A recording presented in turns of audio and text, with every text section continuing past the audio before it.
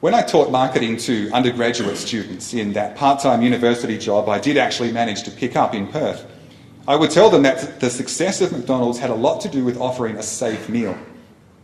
At this point, the students would look very sceptical. Some would snigger. They thought I was trying to tell them that outside of McDonald's, buying a hamburger was a dangerous activity. And it is, for a sufficiently subtle definition of dangerous. It's dangerous in the sense that outside the standardised world of global fast food franchises, you rarely know with certainty what quality your food, and indeed your entire dining experience, is likely to be. Faced with two restaurants, a McDonald's outlet and an independent hamburger store, one offers a known quantity and the other does not. The other may serve you the best hamburger of your life, but it might be the worst.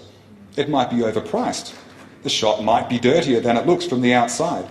The chef might have odd ideas about seasoning. You might have to wait. There might not be any free tables. The staff might want to engage you in conversation when all you want to do is sit down and eat in silence. You may not consider any of this consciously. You will not feel actual fear, although you might notice a low-level anxiety which you will feel compelled to resolve. But your behaviour will be skewed by your perceived risk. To beat the competition, McDonald's doesn't need to offer a superior dining experience. It just needs to be better than you're prepared to risk getting elsewhere. These low-level risks, too small to prompt a fear reaction, but nonetheless requiring some form of psychological gamble, are ubiquitous. In walking up a flight of stairs, you risk cardiac arrest. In avoiding a flight of stairs, you reduce your physical health and increase your risk of cardiac arrest. In deciding to come here tonight, you weighed the odds of it delivering greater satisfaction than a night on the couch with the TV and decided to risk it. Or perhaps your decision was more sophisticated than that. Perhaps you were sure it would be an inferior experience to Spicks and Specks, but your beloved held a different opinion and the risks of disappointing her were serious indeed. Every waking moment, we make speculative judgments about the likelihood of various outcomes. If we could see into the future with absolute certainty, there would be no risk, but as we cannot, we must rely on our ability to predict it, and the chance exists that we are wrong. In fact, one can argue that all human behaviour can be explained in these terms, that everything we do is dictated by our internal risk models, calculating how to best get what we want without losing what we need. I have a game for you now. It's very simple. It will cost you $10 to play. I'll flip a coin.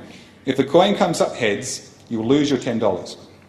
If it comes up tails, I'll give you back your steak, plus another $10, plus I'll throw in a little bonus, an extra 10 cents. So this is a game with known quantities. Your chance of winning is 50%, your chance of losing is 50%. The cost of losing is $10, the benefit of winning is $10.10. We can calculate, using these numbers, that you will win an average of 5 cents every time you play. If you play 100 times in a row, you will, on average, walk away with $5. You might not. It's conceivable that you are extraordinarily lucky, winning every single toss of the coin. You might lose every time. But the odds are that you will win slightly more than you lose. So, would you like to play? If you thought no, you have some explaining to do. I hope your reasons can be justified mathematically. Because if you're refusing to play this game based purely on that uneasy sensation in your stomach, that feeling that this is some kind of setup and there's something I'm not telling you, well, you are a very cynical individual. You're right, of course, but you're the kind of right that you might find difficult to explain.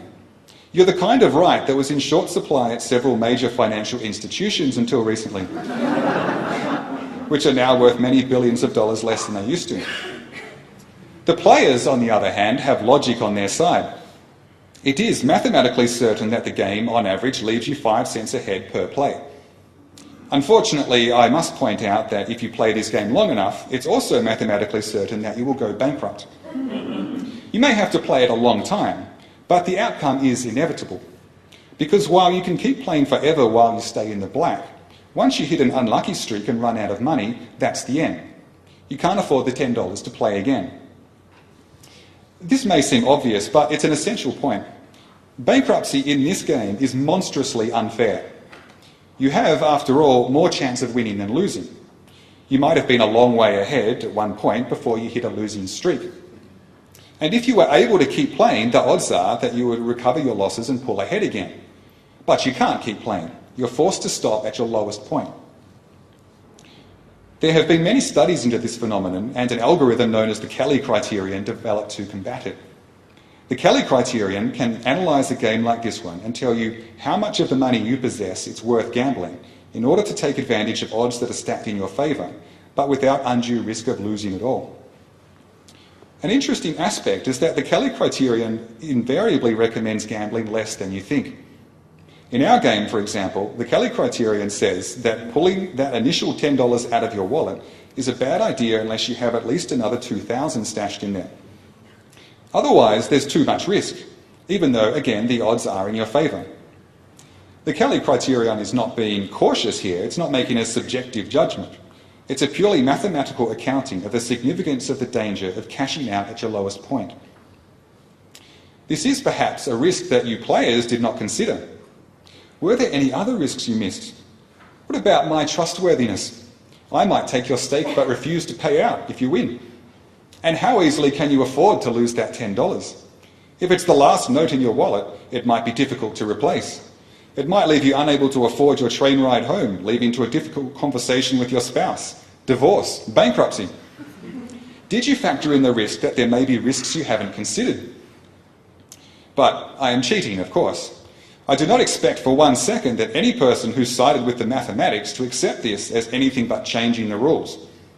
And I will grant you this, although not without observing that this is also the attitude of Gary Gorton, the man who designed the risk model that recommended American International Group, or AIG, invest in $400 billion of credit default swaps, which then bankrupted the company, froze the world's credit markets, and forced the US government to begin a $1 trillion bailout of the survivors.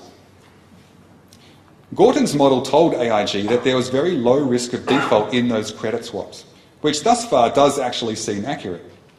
Unfortunately, it didn't factor in the enormous risk that if the relevant assets fell in value, which they did, they would cause third parties to seek vast amounts of collateral from AIG, which they also did.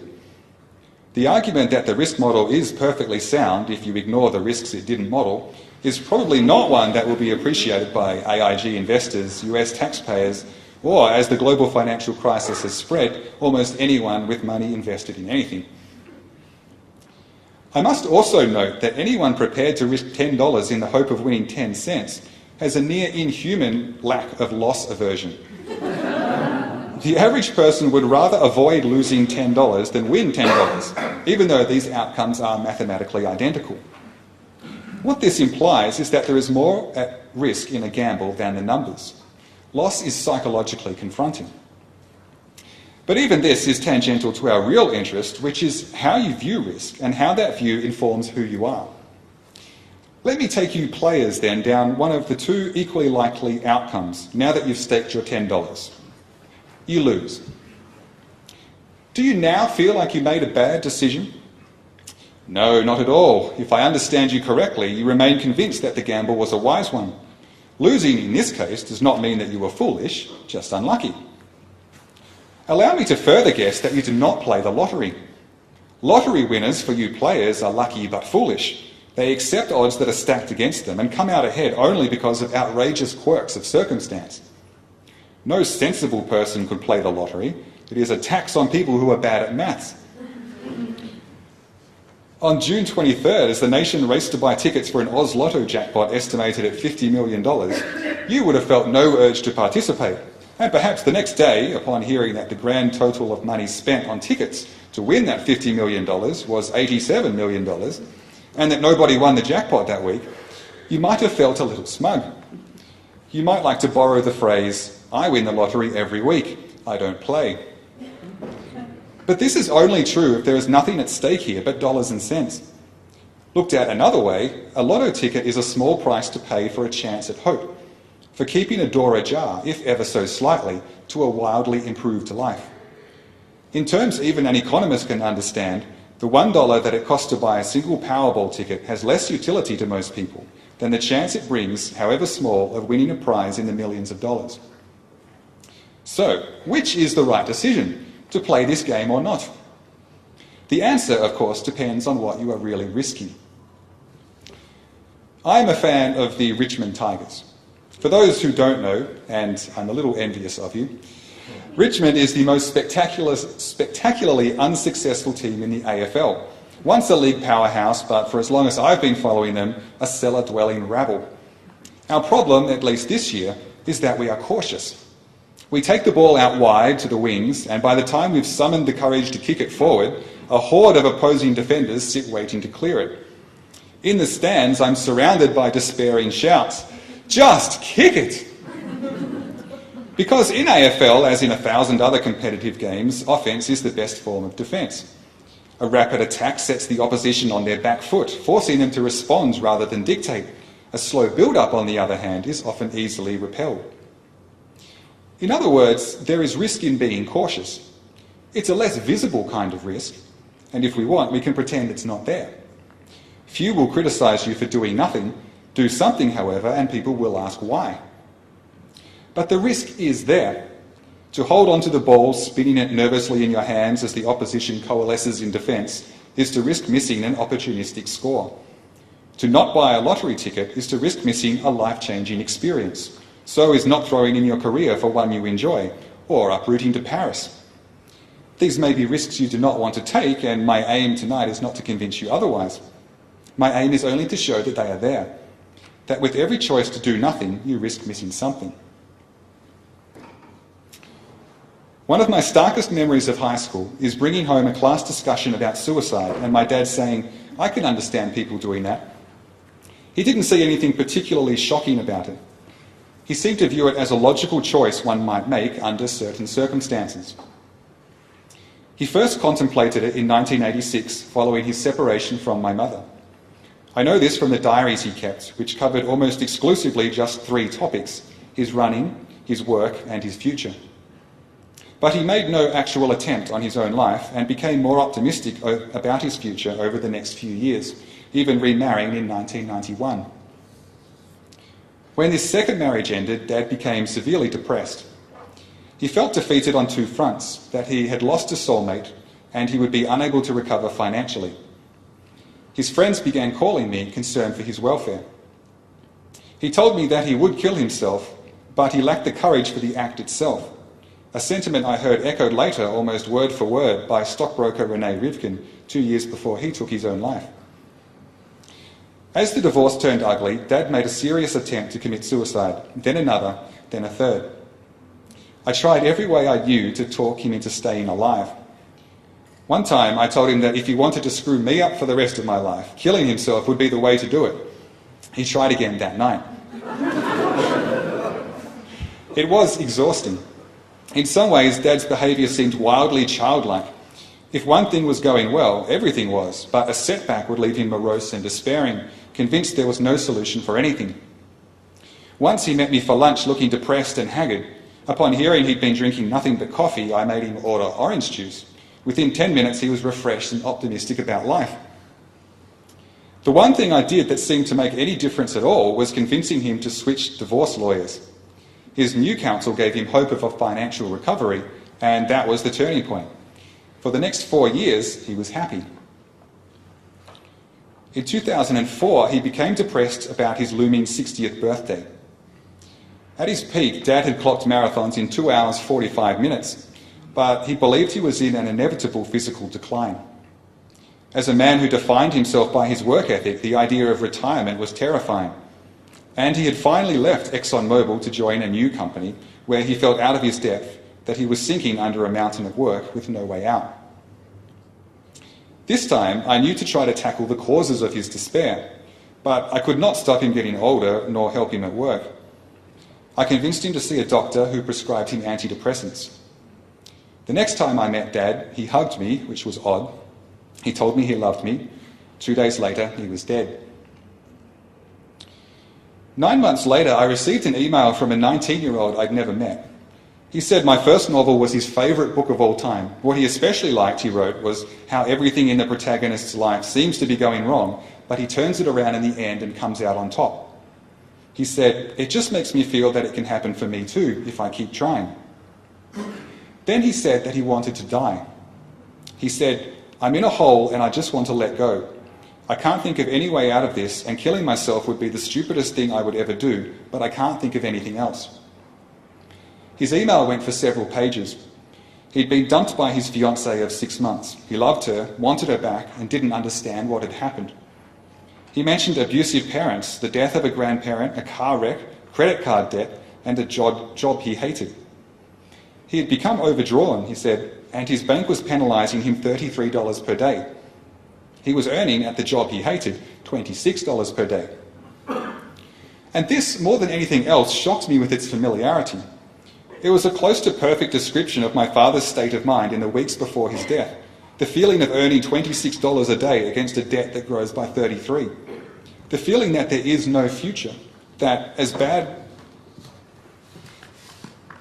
I'm very sorry. My page just vanished.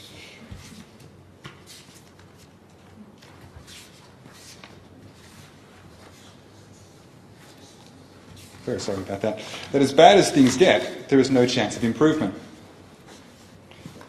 I wrote back to this 19-year-old and told him about my dad. I said that one thing that stuck out to me was that Dad only contemplated killing himself at his lowest points. The years between were actually happy ones.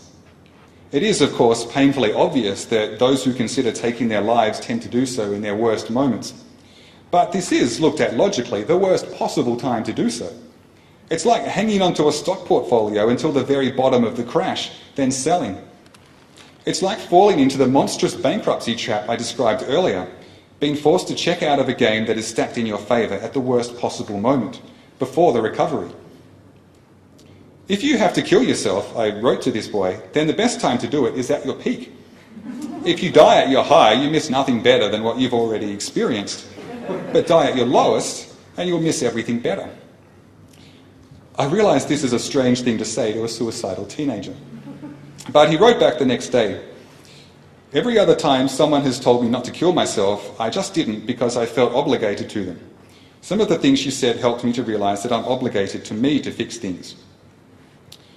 A year later, he wrote again. He apologised for sounding like a prescription drug insert, but he wanted me to know that his life had turned around. He'd thrown in the job that he hated, gone back to school, and turned himself into a paramedic. He loved this job. He sent me a photo of his ambulance. He said that I'd saved his life, which I don't really believe, but I was glad to have been able to help him in a way that I could not help my dad. Age 19, I married a girl with whom I was in love. I look at the wedding photos now and I can understand why Dad was so shocked at the idea. We look like children. I am a boy in a tuxedo, she is a girl in a white dress. We were 2 years out of high school. None of these things registered at the time, but I can say now, yes, it was a risk. My father was right about that. But I'm now 36, and the girl I married is still the one person on the planet with whom I most want to spend time. We have a daughter now, but for 12 years it was just the two of us. We were selfish, we wanted to enjoy each other's company, and then later we were stymied by biology. Just a reminder from the universe, perhaps, that nothing is as certain as it seems. We began the long road with IVF. My father knew about this. I don't know if he thought that we would ever succeed. And I can't know if he would have made a wonderful grandfather, although in my heart I have no doubt that he would have. In my heart, my wife conceived 6 months earlier, in June and not December, and I told my father we were going to have a baby. In my heart, he was shocked and delighted, and glimpsed a new future, one he could not risk missing. Thank you.